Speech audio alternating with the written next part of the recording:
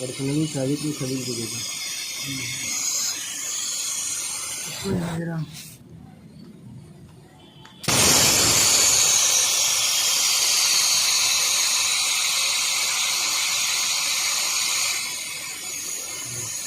ज़्यादा नहीं कर रहे